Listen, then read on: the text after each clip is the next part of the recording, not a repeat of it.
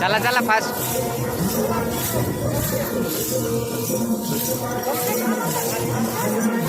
चला मॅडम.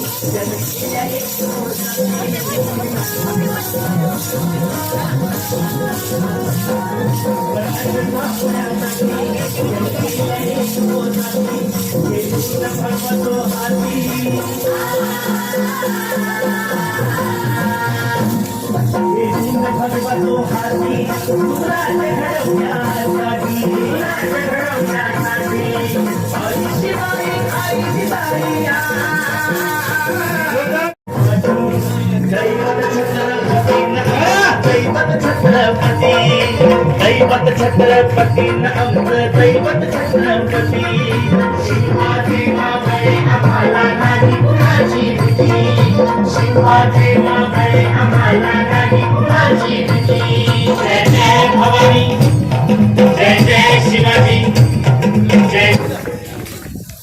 धन्यवाद. दरवर्षीप्रमाणे आपल्या महाविद्यालयात आयोजित करण्यात आलेल्या वार्षिक स्नेहसंमेलनाच्या निमित्ताने जमलेल्या सर्वप्रथम ही सर्वांचे शब्दपूर्ण मंदिर मस्जिद गुरुद्वारे तो है लेकिन ईश्वर भी उसी का होता है जो सर झुकाना जानता है जो दीप जलाना जानता है जो दीप जलाना जानता है. तर आजच्या कार्यक्रमाचे अध्यक्ष प्रमुख पाहुणे व्यासपीठावर उपस्थित मान्यवर मी यांना विनंती करते की यांनी नटराज प्रतिमेचे पूजन करावे व दीप करत असते.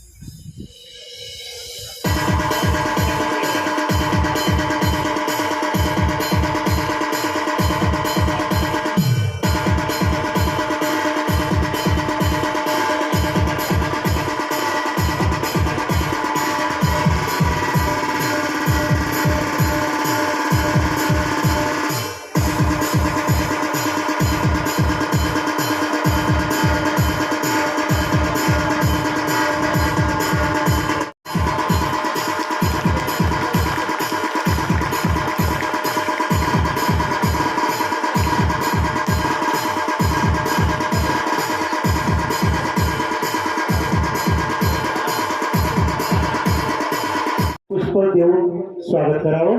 डॉक्टर गजानन मालते साहेब.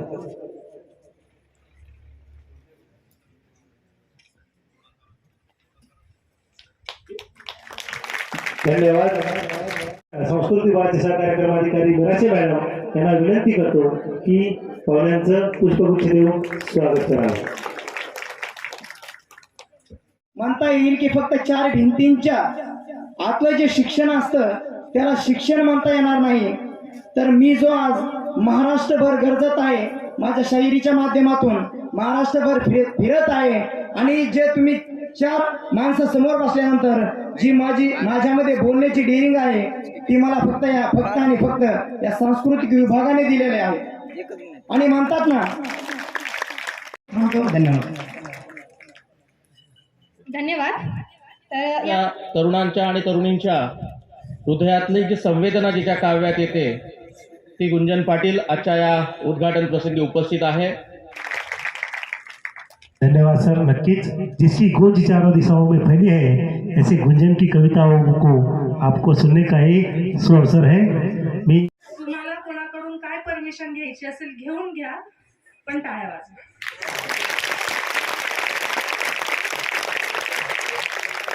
आणि मध्ये बसलेल्या तिन्ही सरांना सांगेल सर आयुष्यातलं सगळ्यात मोठं पाप करतात आमच्या शशिकांत पाटील सर त्याच पापामुळे गेलेत. असं त्यांनी मला सांगितलं की भीमराव पांचाळ्यांची आठवण होते. आणि जेव्हा खरंच मी आज त्याला ऐकलं, खरंच त्याला ऐकल्यानंतर भीमराव पांचाळेंची आठवण होते. आणि खेड्या गावातल्या महाविद्यालयांमध्ये असे विद्यार्थी घडतायत, तुम्ही घडवतायत, याचं श्रेय या शिक्षकांना आणि या महाविद्यालयाला जातं. एकदा जोरदार टाळ्या तुमच्याच लागतात. काय झालं ना सर, आजकाल समाजाला वाचणाऱ्या स्त्रिया नाचणाऱ्या स्त्रियांची गरज आहे. पण जिथे जिथे वाचणाऱ्या स्त्रिया असतात तिथे तिथे तुमच्यासारखे विद्यार्थी घडतात.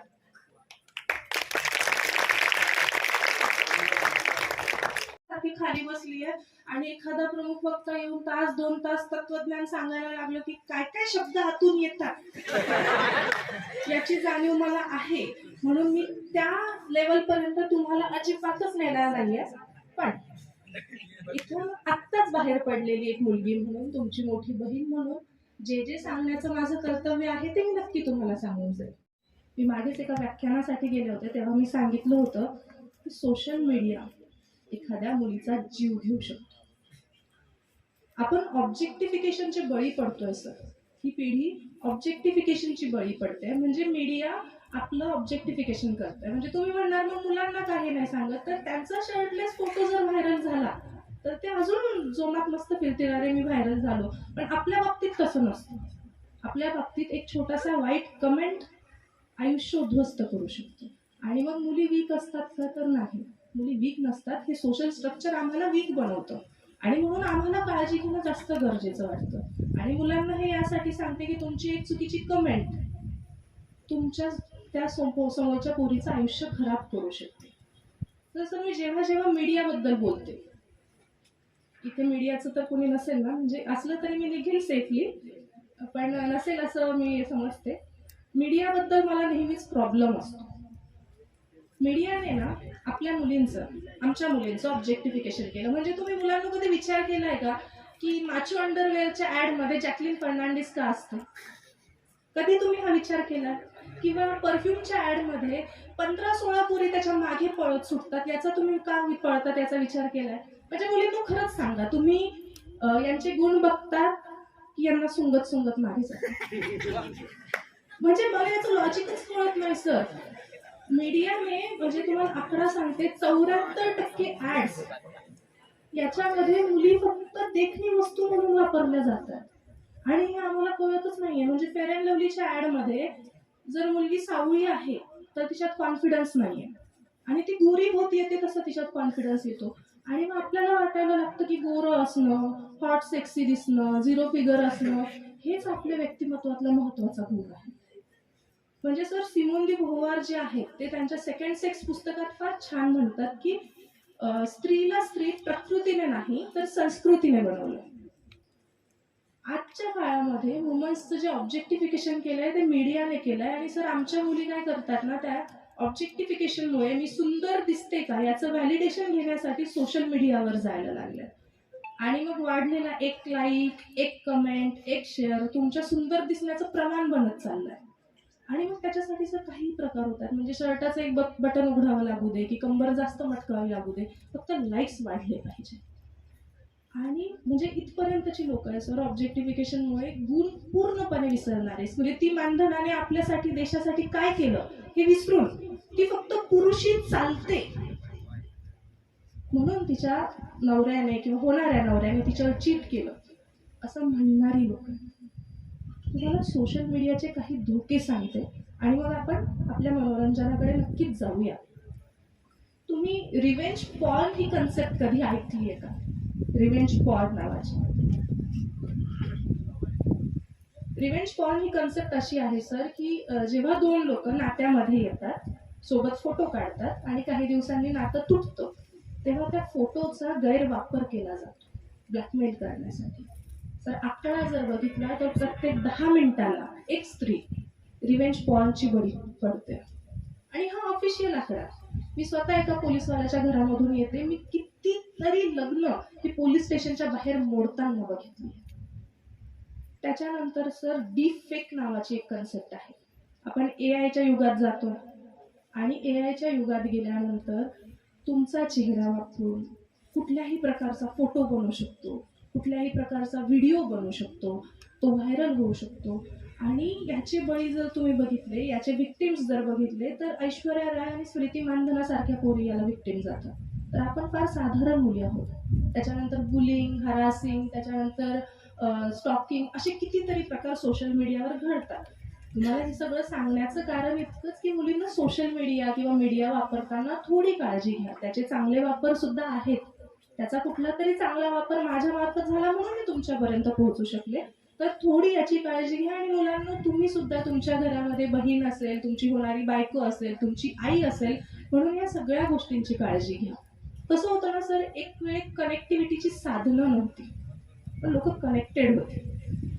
म्हणजे गावात तुम्ही कधी विचार केलाय का, पूर्वी गावात एक म्हातारं मरायचं, सगळं गाव शोक मनवायचं.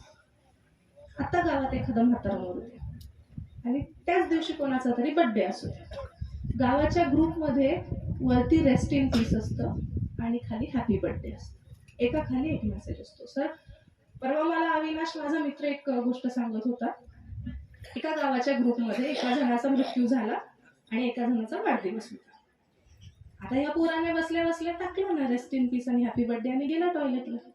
मध्ये बसल्या बसल्या लक्षात आलं की ज्याला हॅपी बर्थडे टाकायचं होतं त्याला रेस्ट इन पीस गेलं आणि ज्याला रेस्ट इन पीस टाकायचं होतं त्याला हॅपी बर्थडे गेलं. आता बाहेर येईपर्यंत सगळे मेसेजेस, 700-800 मेसेजेस आले. त्याचा मेसेज काही सापडेना. आणि सोशल मीडियामुळे सर काय झालं माहितीये का, म्हणजे जो नवरा बायकोचं स्टेटस टाकत नाही त्याचं बाहेर लफड आहे. कन्सिडर करायचं. बाजूच्या बाईनं 5,000ची साडी घेतली हे तिला स्टेटसहून कळतं, मग ही म्हणते की मी 10,000ची घेईन. म्हणजे ह्या गोष्टी तुम्हाला अजून कळणार नाही. हे सर लोक आहेत ना, यांचे चेहरे बघा तुम्ही, तुम्हाला कळेल. म्हणजे तुम्ही अरिजित सिंगचं सॉंग ऐकल्यावर तुम्हाला ब्रेकअप झाल्यासारखं वाटतं की नाही? यांचे चेहरे बघायचे आणि बायको असल्याची फिलिंग घ्यायची. म्हणजे ते आपले समाधान सर सांगतात ना सर, की बाळ जन्माला येतं, आई डोक्यावर हात फिरवते, बाळाच्या डोक्यावर केस येते, बाळ मोठं होतं, लग्न करतं, मग बायको डोक्यावर हात फिरवते, केस. म्हणून अजूनपर्यंत तुमच्या डोक्यावर केस आहे, सलामत राहो आणि लग्न झालेल्यांवर हसू नका. पुढच्या अजून 5-4 वर्षामध्ये तुमचं नाही लग्न झालं तर तुमच्यावर हसतील सर. असो, खूप ज्ञान मी देणार नाही, इतकंच ज्ञान द्यायचं होतं. पण एक गोष्ट अजून सांगायची. सोशल मीडियामुळे ह्या सगळ्या गोष्टी तर झाल्याच, पण भ्रष्टाचार पण वाढला. भ्रष्टाचार कसा वाढला तर भ्रष्टाचार नात्यात वाढला, भ्रष्टाचार प्रेमात वाढला. म्हणजे सर, याला हाईड करून त्याचं स्टेटस टाकायचं, त्याला हाईड करून याचं स्टेटस टाकायचं, दोघांचं स्टेटस दोघांना कळत नाही, बरं एकाच ग्रुपमधले दोघं राहतात. मग मला वाटलं आता नात्याच्या भ्रष्टाचारावर आपण बोललं पाहिजे. सगळ्याच विषयांवर हे बोलायला आहेच ना, आपण नात्याच्या विषयावर बोलायचं, भ्रष्टाचारावर बोलायचं. मग मी कविता लिहिली की आजची पिढी प्रेमामध्ये कसा भ्रष्टाचार करते. बरं मला सांगा, जगातला सगळ्यात भ्रष्ट दिवस कोणता? 14 फेब्रुवारी. जगात सगळ्यात जास्त त्या दिवशी खोटं बोललं जातं. म्हणजे त्या दिवशी जो मुलगा तुम्हाला येऊन सांगेल की तू मला खूप आवडते आणि तू माझी जान आहेस, तुझ्यासाठी मी जीव देईल, 7/12 नाव लिहिलं. हातावर टॅटू काढणाऱ्यांवर विश्वास ठेवायचा नाही. जो 7/12 नाव लिहिल त्याच्याच सोबत जायचं.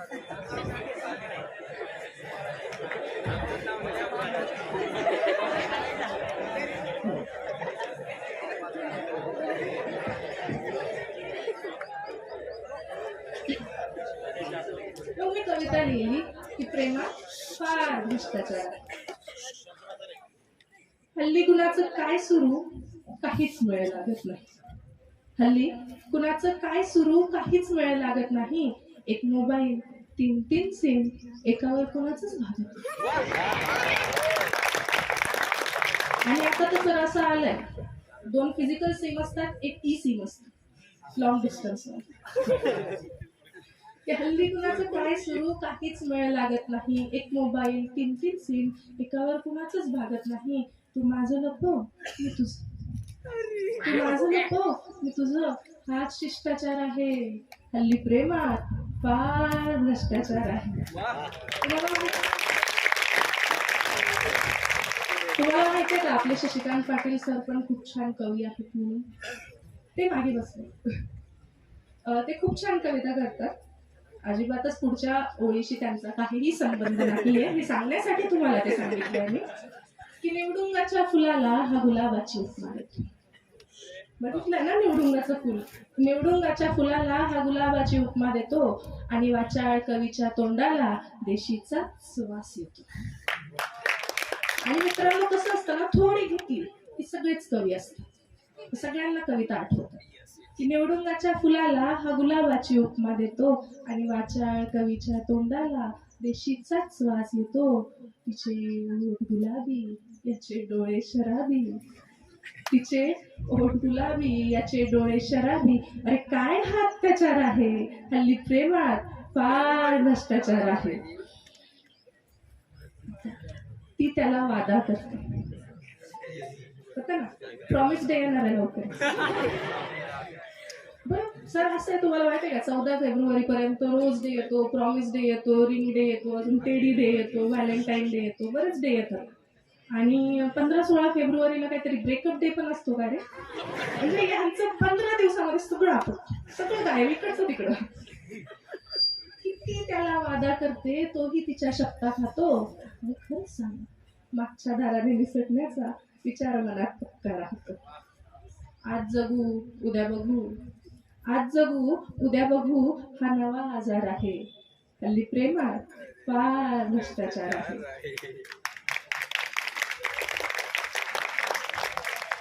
बरं, जे जे टाळ्या वाजवतात त्यांच्याकडे लक्ष द्यावं, ते सहमत नाही. तुम्ही परमिशन घेतली नसेल तर तुम्ही पण परमिशन घेऊन घ्या. एकदा टाळ्या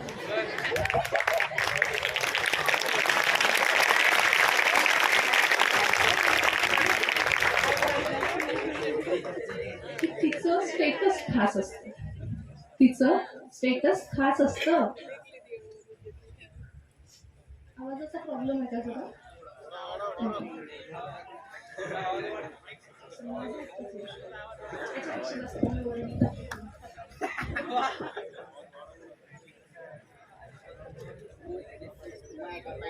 हॅलो हॅलो,